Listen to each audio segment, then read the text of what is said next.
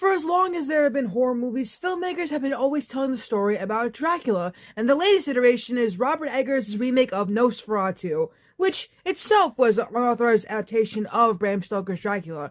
Those expecting a radically different take may be surprised by how faithful Eggers' film is to its source material, but the director turns the sexual undertones into overtones, fleshing out the side characters, and makes several significant changes to ensure his version has a bite.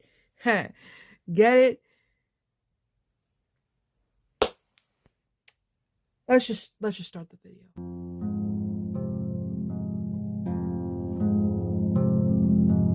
I have a cramp, so I apologize for being in this position, but it's just the only way I can get it to go away.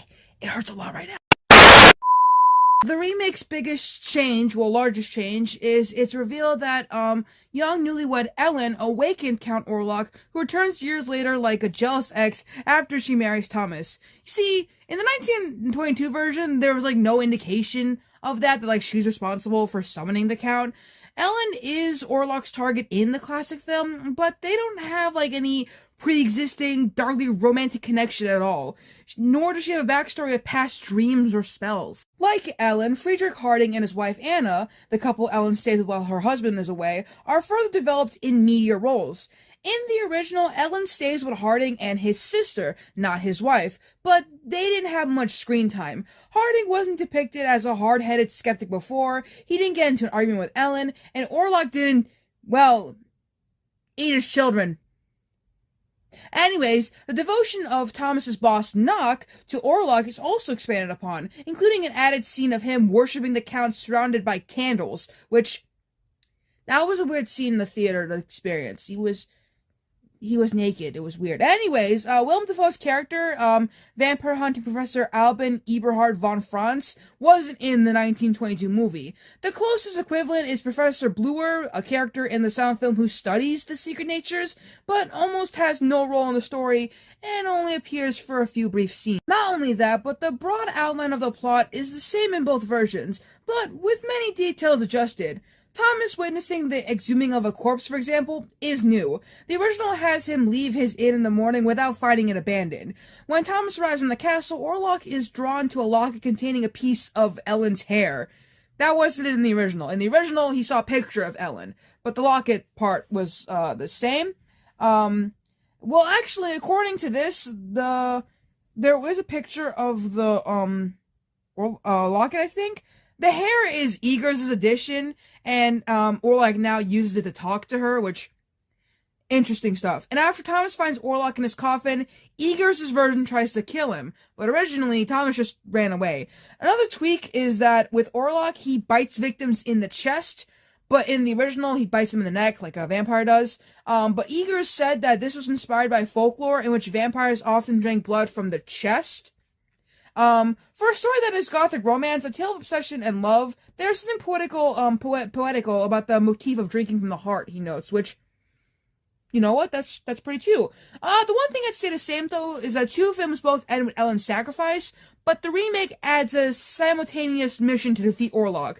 There's nothing like that in the original movie. You see, in the 1922 version, the climax is more focused on Knock escaping and being hunted by the townsfolk because he's the scapegoat. He's scapegoated for the plague. They blame it on him. But Knock's escape is less of a focus in the remake, and he's now killed inside a coffin.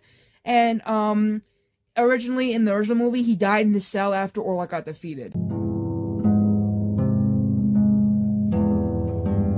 Robert Eggers makes a meal out of creating suspense about what the Count looks like, keeping him out of focus for long periods. That's a new approach, as in the original Nosferatu, Orlok is fully shown without much build-up. When we finally see him,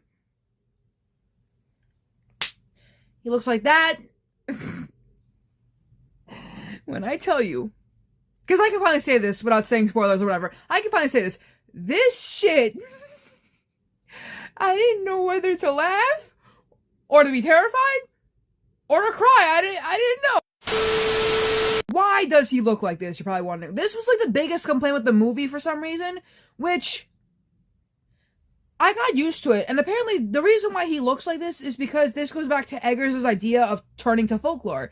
He said early folk vampires were walking putrid corpses. So then the question becomes, what does a dead Transylvanian nobleman look like?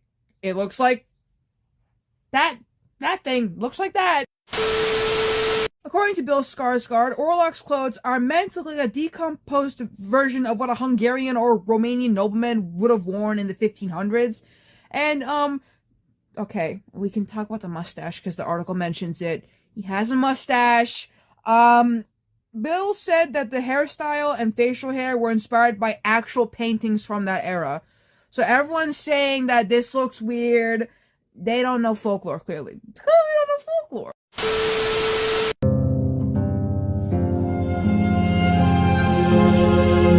Another complaint I saw is that people were like, this movie isn't, it's like disturbing. Like, he murders people, he's not sexy.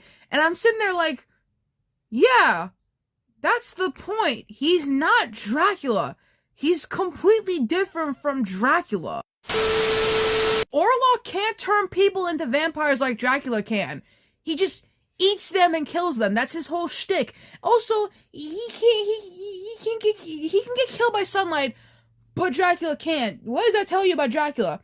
The plots are similar. You know, I get it. You know, and I also get that Willem Dafoe's character, you could argue, is like Van Helsing, the vampire hunter. Both are recruited by a former student to help an alien woman relay key information about the vampire and turn the mission to kill him. I get that. And also, Anna's friendship with Ellen is reminiscent of the friendship to Mina and Lucy.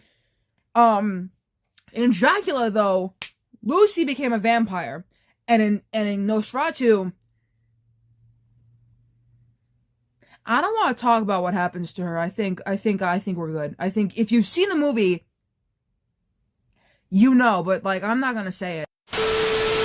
There's also a completely unnecessary scene where Knock bites off, he pulls an Ozzy Osbourne on a bird, which Ozzy has done that to birds, so don't say like, oh, Ozzy's never done that. He's only done the bats. No, Ozzy has done it to birds too. Fucked up, I know, but apparently it's a reference to Dracula because Renfield ate birds.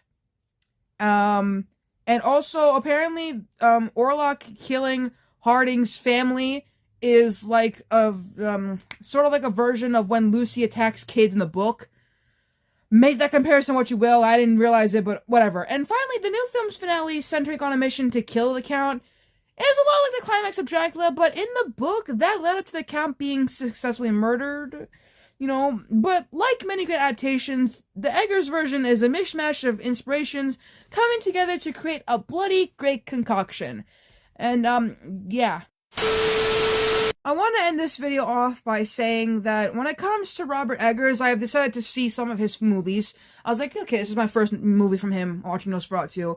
I'll go see Lighthouse, because I didn't realize it was his movie, which I should have, because he just likes to use... He either likes to use Willem Dafoe or the Skarsgård brothers. So far, he's used Alexander in The Northman, and now he's used Bill in Nosferatu. It's only a matter of time before he gets to Gustav and the others, you know, but that's besides the point. I think what I truly appreciate about Robert Eggers' directing is that he will go deep. If he's doing anything, he will go deep with the folklore, with anything that I've seen him do, you know. So I truly believe that I want Robert Eggers to remake more films. And the film that comes to mind that I will probably make a video about one day is Phantom of the Opera. Y'all cool with your girl making more money than y'all? Ladies, y'all cool with making more money? Drop another diss track, and my life is yours! I will explain that one day in another video because y'all are too used to the 2004 Phantom of the Opera, and I am too! But I did just look back on the original Phantom of the Opera, and, yeah, the Phantom is a fucking creep, but, like, it would low-key look good in Robert Eggers' style. But thank you for watching the video. Make sure to like, comment, and subscribe. You know, turn on the post notifications for all those YouTube things. We're getting close to 700, which means you're getting close to the I Dream of Genie video, so keep subscribing and keep getting hyped. I cannot wait to do another 1 hour video. Woo! It's gonna take all my sanity. Well, not really, because the Brady Bunch video was painful. I did not need to learn all that information. I could have gone my whole life without learning that, but I learned it anyway. And hopefully Ajimagini will be different than that. Actually, I think that one will be better because there's monkey stuff in it, and that always brings me joy to hear about my favorite 4 boys. But the next video is about Nancy Drew and the Hardy Boys, so, I will see you all in the next video.